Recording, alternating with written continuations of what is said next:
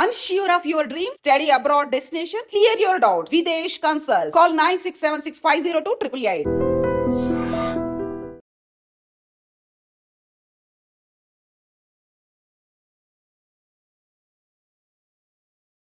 ఊర్లో చెరువులోనికి దిగి 5 చిన్నారులు గల్లంతైన విషాదకర ఘటన కడప జిల్లా బ్రహ్మంగారి మఠం. ఒక్కసారిగా 5 చిన్నారులు ఈతకు వెళ్లి గల్లంతైన సందర్భంతో మొత్తం ఆ ఊరంతా కూడా తీవ్రమైనటువంటి విషాదంలోనికి వెళ్ళిపోయింది. తల్లిదండ్రులు కన్నీటి రోదనతో ఆ గ్రామం పూర్తిగా బాధాకరంలో మునిగిపోయిందని చెప్పొచ్చు.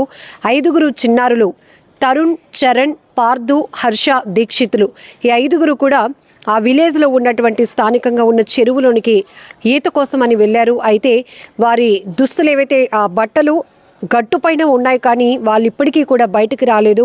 ఇంటికి చేరుకోకపోవడంతో అందరికీ అనుమానం రావడంతో కుటుంబ సభ్యులు ఆ చెరువు దగ్గరికి వెళ్ళారు. అక్కడ చెరువు గట్టుపై ఉన్నటువంటి తమ పిల్లల బట్టలు చూసి ఒక్కసారిగా వాళ్ళు రోధించడం మొదలుపెట్టారు. ఇంతకీ వాళ్ళ బట్టలు కనపడుతున్నాయి కానీ తమ బిడ్డలు కనిపించడం లేదంటూ అక్కడ స్థానికులు కూడా ఇమీడియట్గా ఆ చెరువులోనికి లోపలికి వెళ్ళి వారి కోసం గాలించడం కూడా మొదలుపెట్టారు. పోలీసులు పెద్ద ఎత్తున అక్కడికి చేరుకున్నారు. రెస్క్యూ అయితే కొనసాగుతోంది. కానీ ఇప్పటికీ కూడా వాళ్ళ ఆచూకీ తెలియకపోవడంతో ఒక్కసారిగా ప్రతి ఒక్కరూ తీవ్రంగా రోధిస్తున్నటువంటి పరిస్థితి నెలకొంది. 5 చిన్నారులు, అంటే ఇప్పుడు వేసవి సెలవులు కావడంతో పిల్లలు ఎక్కడైతే అక్కడ ఎంజాయ్మెంట్ కోసం 2-3 గుమికూడి గ్రూపులుగా వెళ్తూ ఉంటారు. ప్రతిసారి కూడా తల్లిదండ్రులను హెచ్చరిస్తోంది ఇదే. ఎందుకంటే సెలవులు ఇప్పటి వరకు వాళ్ళు పరీక్షల్లో చాలా ఒత్తిడిలో ఉంటారు. ఇప్పుడు సెలవులు కాబట్టి రిలాక్స్ అవ్వడానికి, అంటే వాళ్ళకి ప్రమాదం ఎక్కడ ఉంటుందో కూడా తెలియలేనటువంటి వయసు కాబట్టి వాళ్ళని అనుక్షణం పర్యవేక్షించాల్సిన, మానిటరింగ్ చేసుకోవాల్సిన బాధ్యత తల్లిదండ్రులపైనే ఉంటుంది. ఇంటి నుంచి తమ ఆధీనం నుంచి బయటకు వెళ్ళారంటే పిల్లలు కనీసం ఒక 10 నిమిషాలు కనబడకపోతేనే ఇమీడియట్గా తల్లిదండ్రులు అలర్ట్ అవ్వాల్సిన అవసరం ఉంది. ఇక్కడేలే వీధులు ఆడుకుంటారు, రోడ్డు పక్కనే, రోడ్డు దాటి ఎక్కడికి వెళ్ళరు, ఊరు దాటి ఎక్కడికి వెళ్ళరు, లేకపోతే 2-3 కలిసి వెళ్ళారు కాబట్టి జాగ్రత్తగా వాళ్ళే తిరిగి వచ్చేస్తారు అని మనం అనుకుంటే గనక ఖచ్చితంగా ఇలాంటి ప్రమాదాల్లో చాలా నష్టం ఎదుర్కోవాల్సి ఉంటుంది. ఇప్పటికే మనం చూస్తున్నాం, బీచ్ ప్రాంతాలకు వెళ్ళినప్పుడు కూడా వద్దు అన్నా కూడా పిల్లలు థ్రిల్ కోసం, ఎంజాయ్మెంట్ కోసం లోతుగా వెళ్ళటం, ప్రాణాలు పోగొట్టుకోవడం ఇలాంటివి చూస్తున్నాం. ఇప్పుడు ఎక్కువగా విలేజెస్లో అయితే కనుక ఈ ఎండ వేడికి తట్టుకోలేక పిల్లలంటి పెద్దవాళ్ళు కూడా కొంత వాటర్ ద్వారా రిలాక్స్ అవ్వాలనుకుంటారు. కొంతమంది అయితే ఎక్కడైనా పూల్స్ ఉన్న, లేకపోతే ఎగ్జిబిషన్స్ లాంటి వాటిలో స్నో వరల్డ్స్ అలాంటివి ఏదైనా పెడితే కాస్త రిలాక్స్ అవ్వడానికి ట్రై చేస్తూ ఉంటారు. విలేజ్లో ఉన్న వాళ్ళైతే కనుక లోకల్గా ఉన్న మన ఊరు చెరువే కదా, అక్కడేం ప్రమాదం ఉండదు అనే ఆలోచనతోనే వెళ్ళిపోతూ ఉంటారు. అది పిల్లలైతే మాత్రం ఆ ప్రమాదాన్ని అస్సలు పసిగట్టలేరు. ఇక్కడ కడప జిల్లాలో జరిగినటువంటి దారుణ ఘటన కూడా అలాంటిది అని చెప్పొచ్చు.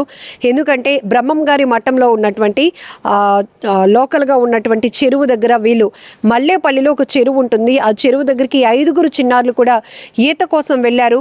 చక్కగా అప్పటి వరకు బట్టలు ఇక్కడే ఇప్పేసి కాసేపు స్విమ్ చేసి ఈత కొట్టిన తర్వాత మళ్ళీ ఆ బట్టలు వేసుకొని చక్కగా ఇంటికి వెళ్ళిపోదామని అనుకుని ఉంటారు పిల్లలు. కానీ వాళ్ళు బట్టలైతే విడిచిపెట్టారు, కానీ లోపల వాళ్ళ ప్రాణాలు కూడా పోతాయని ఊహించలేదు. బట్ అలాంటిది జరగకూడదు అనే మనం బలంగా కోరుకుందాం. కానీ కొన్ని గంటలు గడుస్తోంది, రాత్రి అయినా కూడా ఇప్పటికీ గ్రామస్తులు కానీ పోలీసులు కూడా సహాయక చర్యలు కొనసాగిస్తున్నారు.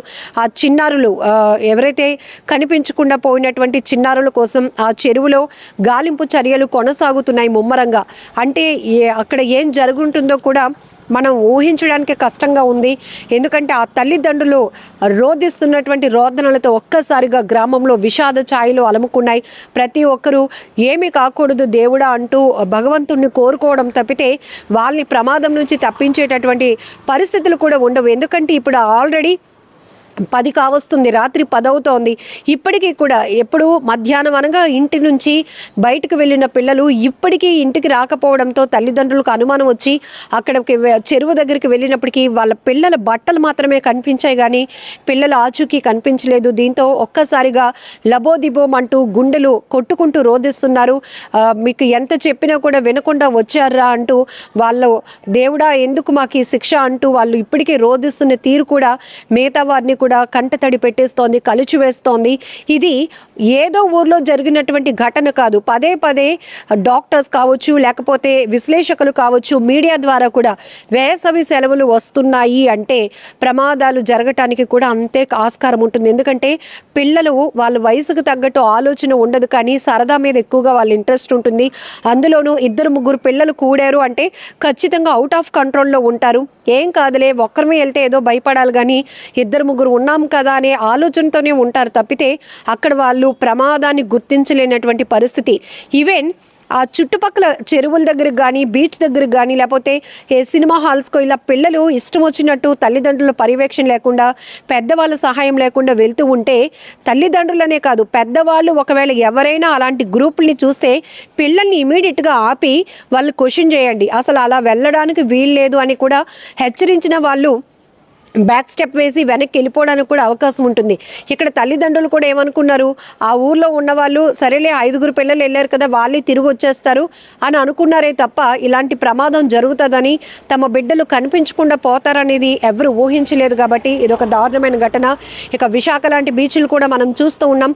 ఎక్కువ శాతం ఎంజాయ్మెంట్, థ్రిల్ ఫీల్ అవుతారు.